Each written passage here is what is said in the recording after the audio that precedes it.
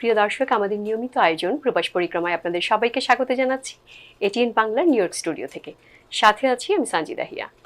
দর্শক, আজ আমরা কথা বলবো human rights and piece for বাংলাদেশের সাধারণ সম্পাদক এবং নিউ ইয়র্ক প্রবাসী সুরক্ষা বাস্তবায়ন কমিউনিটির উপদেষ্টা অ্যাডভোকেট সাইদ মঈনুদ্দিন জুনেলের সাথে। আপনাকে স্বাগত আমাদের স্টুডিওতে। কেমন আছেন? আপনাকে ধন্যবাদ এবং এটিএন বাংলার দর্শক শ্রোতাদেরকে ধন্যবাদ, কৃতজ্ঞতা জানাই। আমি ভালো আছি। মার্কিন যুক্তরাষ্ট্রের 250তম জন্মবার্ষিকী, সো মার্কিন যুক্তরাষ্ট্রের সহ বিভিন্ন দেশের প্রবাসীদের আমি আমার পক্ষ থেকে ধন্যবাদ এবং কৃতজ্ঞতা জানাচ্ছি। আপনি তো human rights and piece for বাংলাদেশের নিউ ইয়র্ক শাখার সাধারণ সম্পাদক, তো সেই হিসেবে একটু জানতে চাইবো আপনার কাছে যে আপনার সংগঠন, মানে আপনাদের এই সংগঠনটা প্রবাসীদের জন্য আসলে কি কি কাজ করে থাকেন। আপনাকে অনেক ধন্যবাদ। আমরা human rights piece for Bangladesh, এটা মূলত মানবাধিকার এবং পরিবেশবাদী সংগঠন। বাংলাদেশে পরিবেশ নিয়ে অনেক কাজ করে থাকে, বিশেষ করে জনস্বার্থে আমরা HRPB বা human rights piece for Bangladesh অনেক মামলা করেছি এবং মানবাধিকারের নিয়েও অনেক মামলা HRPBর মাধ্যমে পরিচালিত হয়ে থাকে। তো নিউ ইয়র্ক সহ পৃথিবীর বেশ কয়েকটা দেশে আমাদের শাখা রয়েছে HRPB। তো আমরা মূলত এখানে নিউ ইয়র্কে যে কাজটা করে থাকি, যে মানবাধিকার লঙ্ঘিত হচ্ছে অনেক প্রবাসীদের, যারা হয়তো এখানে বাংলাদেশে তাদের আত্মীয় স্বজন বা অন্য যারা আছেন তাদের ওইরকম তাদের সাথে কমিউনিকেশন নেই, এবং যে কারণে তারা ওইখানে মামলা মোকদ্দমা চালাতে এবং তাদের কমিউনিকেশন গ্যাপের কারণে তারা মামলা মোকদ্দমা করতে পারেন না। সেই যারা আছেন প্রবাসী, তারা আমাদের এখানে আমাদের HRPBর কার্যালয়ে আমাদের ফর্ম রয়েছে এবং আমরা ওই ফর্মগুলো তারা ফিল আপ করে দেন। তারপরে আমরা বিনা ফিতে বাংলাদেশে আমাদের যে প্যানেল আইনজীবী যারা রয়েছেন তাদের নিয়ে আমরা আইনি প্রতিকার দিয়ে থাকি। আর আরেকটা বিষয় যেটা আমাদের মূল এজেন্ডা, আমরা যেটা নিয়ে আলোচনা করতে চাই, সেটা হচ্ছে প্রবাসী ট্রাইব্যুনাল। সেটার ব্যাপারে আমরা দীর্ঘদিন থেকে এখানে প্রচারণা এবং বিভিন্ন ধরনের সেমিনার, সিম্পোজিয়াম এবং উদ্দীপনামূলক অনুষ্ঠান এগুলো আমরা করে থাকি। সেটাই হচ্ছে HRPB নিউ ইয়র্ক শাখার মূল কাজ মূলত। ধন্যবাদ আপনাকে। তো আপনারা এই যে বললেন আপনি যে আপনাদের আরেকটাও সংগঠন, মানে আপনারা আরেকটা এতে কাজ করছেন ট্রাইব্যুনাল নিয়ে, তো সেটা তো দীর্ঘদিন থেকে আপনারা সেই ট্রাইব্যুনাল নিয়ে কাজ করছেন। তো এই ট্রাইব্যুনাল নিয়ে যে আপনারা দীর্ঘদিন থেকে প্রবাসী ট্রাইব্যুনাল গঠন নিয়ে আপনারা কাজ করছেন, সেক্ষেত্রে একটু জানতে চাইবো যে এই যে প্রবাসী ট্রাইব্যুনাল গঠন নিয়ে আপনারা দীর্ঘদিন যাবৎ কাজ করছেন, সেটা আসলে আমাদের কমিউনিটির, প্রবাসী কমিউনিটির জন্য, লোকদের জন্য কি কি, মানে কতটা উপকার পাবে তারা এটা থেকে? ধন্যবাদ আপনাকে, খুব সুন্দর এবং গুরুত্বপূর্ণ প্রশ্ন করেছেন। প্রবাসী ট্রাইব্যুনাল গঠন, এটা প্রবাসীদের অত্যন্ত কার্যকরী, যুগান্তকারী একটা দাবি। আসলে আপনি জানেন যে বিশ্বের বিভিন্ন প্রান্তে প্রায় 1.5 কোটিরও বেশি প্রবাসী বসবাস করছেন এবং এই প্রবাসীরা তাদের কষ্টার্জিত অর্থ, যেটাকে রেমিটেন্স বলা হয়, সেই রেমিটেন্স যোদ্ধা হিসেবে তারা বাংলাদেশে টাকা প্রেরণ করে থাকেন। সেই টাকাটা বাংলাদেশের অর্থনীতির অন্যতম চালিকা শক্তি হিসাবে পরিগণিত।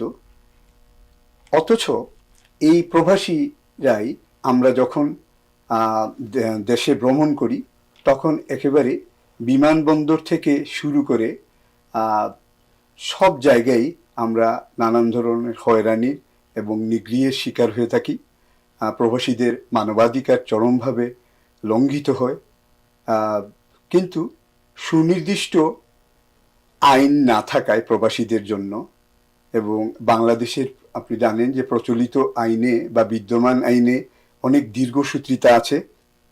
একটা মোকদ্দমা শেষ করতে অনেক সময় দেওয়ানি মামলা বছরের পর বছর চলে যায়, এমনকি যুগও চলে যায়। তো সেই নিয়ম নীতির বেড়াজালে প্রবাসীরা কোনো ধরনের আইনি প্রতিকার পান না।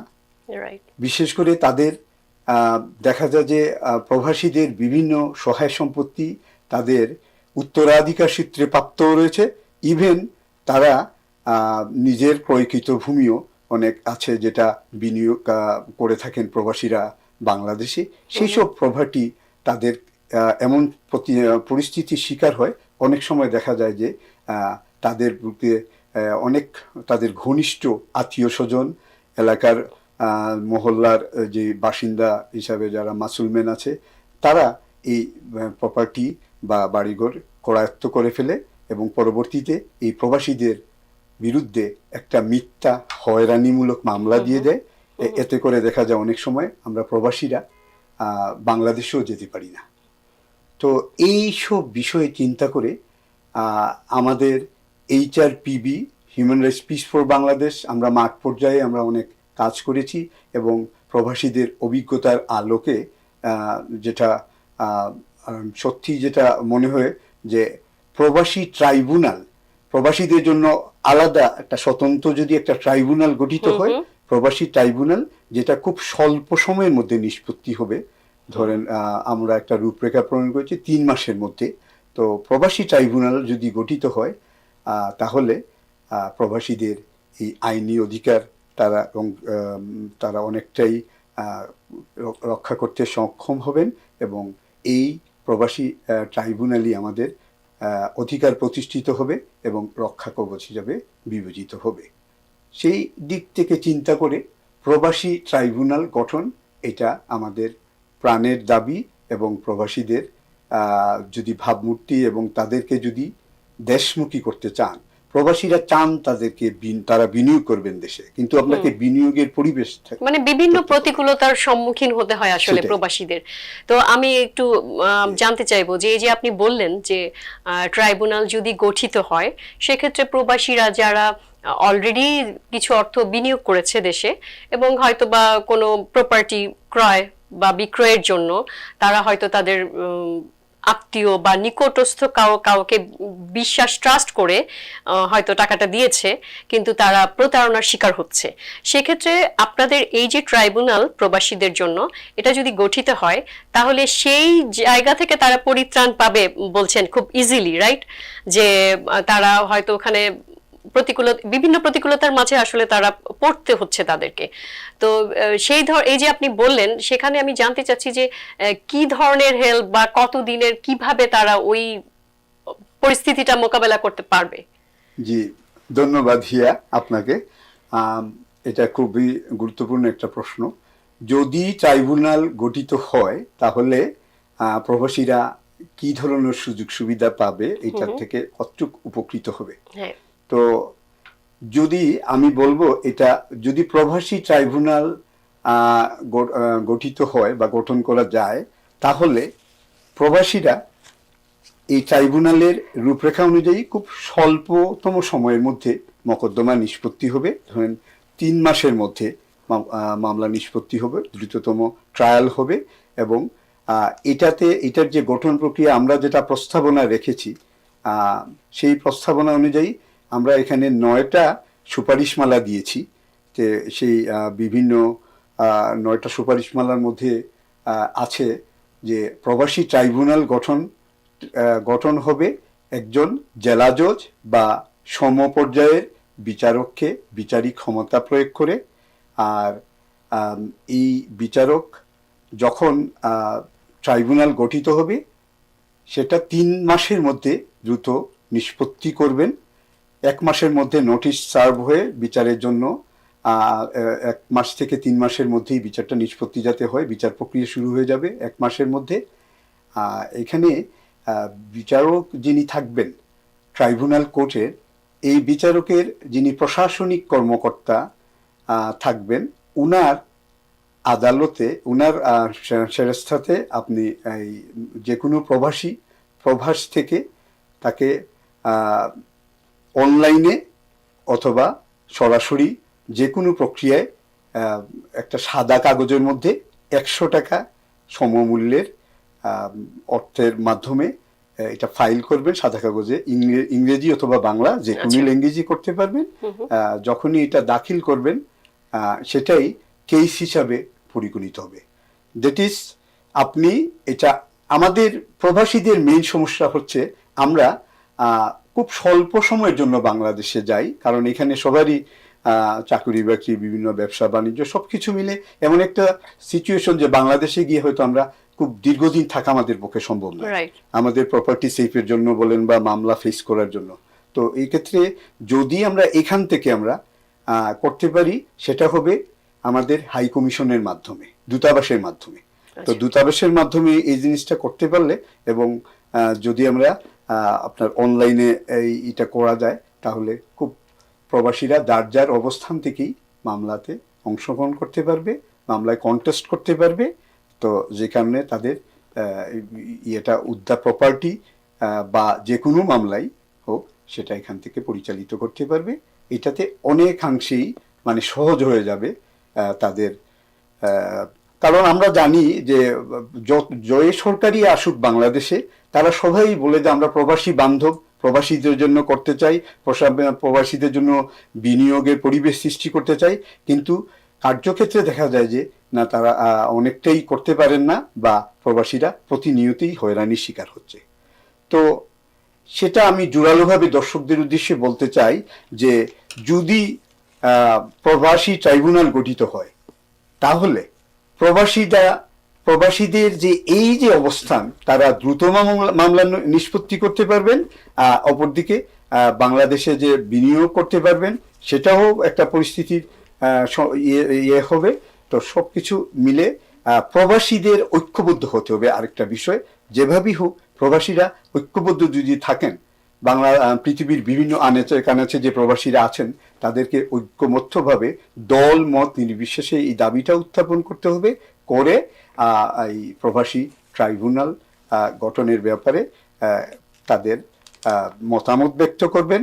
আমি বিশেষ করে বলবো যে বাংলাদেশে বর্তমানে একটা নির্বাচিত সরকার আছেন, একটা পার্লামেন্ট আছে, একটা শক্তিশালী পার্লামেন্ট, এবং পার্লামেন্টে মেজরিটি সংখ্যাগরিষ্ঠ নিয়ে একটা দলও আছে। কাজেই পাওয়ার পার্টি তারা যদি জনবান্ধব হন, প্রবাসী বান্ধব হন, তারা অবশ্যই ইনিশিয়েট নেবেন একটা আইন যাতে তারা করতে পারেন।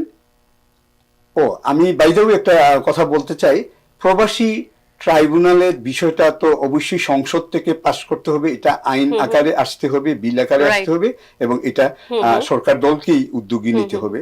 তো বাংলাদেশে যারা সরকারি দল আছেন তাদের প্রতি আমি বিনীত অনুরোধ করব, প্রবাসীদের স্বার্থ বিবেচনা করে প্লিজ আপনারা এটাতে একটা ইনিশিয়েট নেবেন এবং একটা আইন আকারে পাস করবেন। আর আমাদের যে সুপারিশমালা, আমরা হয়তো কিছু আমি বলেছি, আবার যদি অনুমতি দেন আবার কিছু পরে শোনাবো, সেটার আলোকে মন্ত্রণালয় থেকে ওইভাবে করে এই প্রবাসী ট্রাইব্যুনালটা গঠন করবেন। সেটাই আমাদের প্রবাসীদের সকলের সমন্বিত দাবি। আমরা নিউ ইয়র্কে কাজ করছি, HRPB, সাথে অনেক সংগঠনও আছে, এবং সবাই এই ব্যাপারে তাদের একটা বলিষ্ঠ কণ্ঠস্বর, যে না, আমরা মাঠ পর্যায়ে এখানে দেখেছি যে সবাই চাচ্ছে যে একটা প্রবাসী ট্রাইব্যুনাল গঠন হোক। ধন্যবাদ আপনাকে। আর আপনারা তো নিউ ইয়র্কে human rights and piece for Bangladesh নামে যে সংগঠনটা আপনাদের আছে, তো সেটা কি আপনি নিউ ইয়র্ক শাখা আপনাদের, রাইট? তো সেটা ছাড়া নিউ ইয়র্কে আরো কোনো এই ধরনের সংগঠন আছে কিনা যে আপনাকে আপনাদের মানে যদি থেকে থাকে তারাও কি আপনাদের সাথে ট্রাইব্যুনাল নিয়ে কাজ করছে কিনা, এটা সম্পর্কে যদি একটু বলেন। জি, ধন্যবাদ আপনাকে।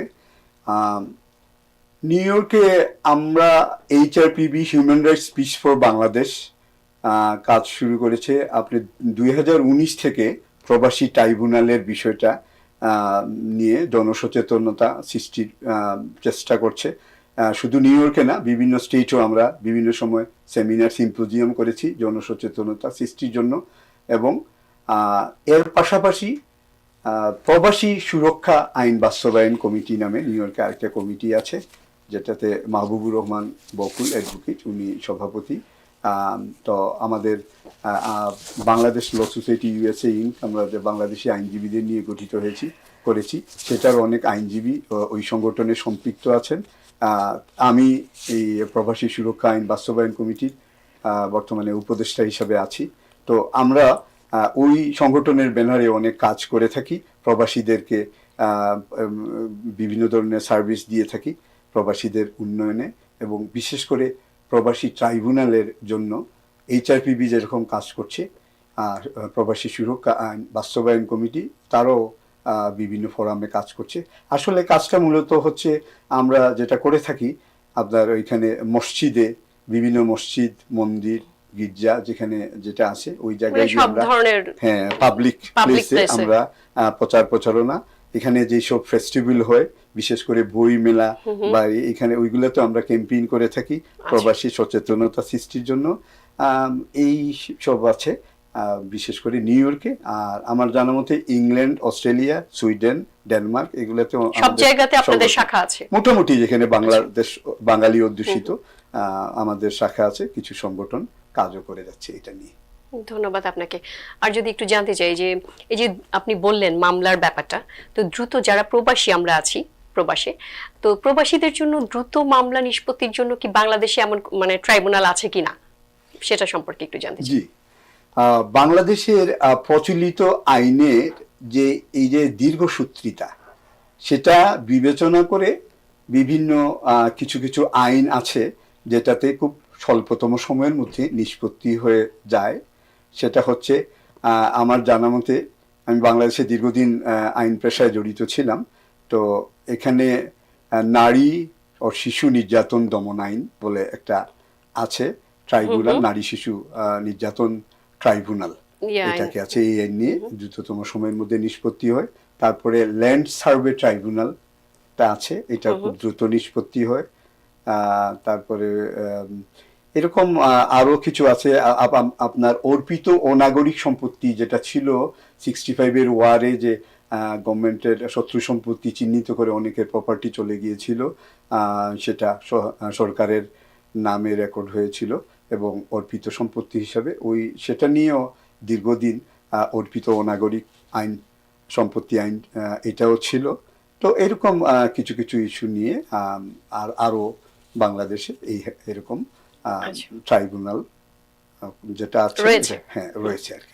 অনেক ধন্যবাদ আপনাকে। আসলে আমরা অনুষ্ঠানের একদম শেষ পর্যায়ে চলে এসেছি, তো আপনি যদি ছোট করে একটু দর্শকদের জন্য কিছু বলতে চান প্লিজ। আমি এটিএন বাংলার দর্শক শ্রোতাদেরকে বলবো, বিশেষ করে যারা প্রবাসী আছেন, আমাদের নিউ ইয়র্ক সহ আমেরিকার 50টি স্টেট সহ পৃথিবীর বিভিন্ন প্রান্তে যারা ছড়িয়ে ছিটিয়ে আছেন, প্রবাসী আছেন, আপনারা সবাই দেশপ্রেমে উদ্বুদ্ধ হয়ে দেশে বিনিয়োগ করতে চান, দেশের সাথে সংশ্লিষ্টতা রাখতে চান, এবং বিশেষ করে নেক্সট জেনারেশনকে তাদেরকে দেশে নিয়ে যেতে চান, পরিচিত করাতে চান। এগুলা সব কিছুর জন্যই আমাদের যে দাবি, সেটা হচ্ছে প্রবাসী ট্রাইব্যুনাল গঠন। প্রবাসী ট্রাইব্যুনাল যদি গঠিত হয়, তাহলে আমাদের ওইখানে সম্পত্তি, আমাদের বাড়িঘর, এগুলার নিরাপদ থাকবে, আমরা নিরাপদে আমাদের পরিবার সহ ওইখানে যেতে পারবো, এবং এই আইন ট্রাইব্যুনালটা আমাদেরকে সুরক্ষা দেবে। তো কাজেই বিশেষ করে বাংলাদেশের আমাদের মাতৃভূমি, এখানে আমরা যেহেতু রেমিটেন্স যোদ্ধা এবং তাদের অর্থনীতিকে আমরা সচল রাখি, বিধায় যদি প্রবাসী ট্রাইব্যুনাল গঠিত হয়, তাহলে আমাদের প্রবাসীদের এবং বাংলাদেশ সরকার এবং জনগণের সকলেই উপকৃত হবেন।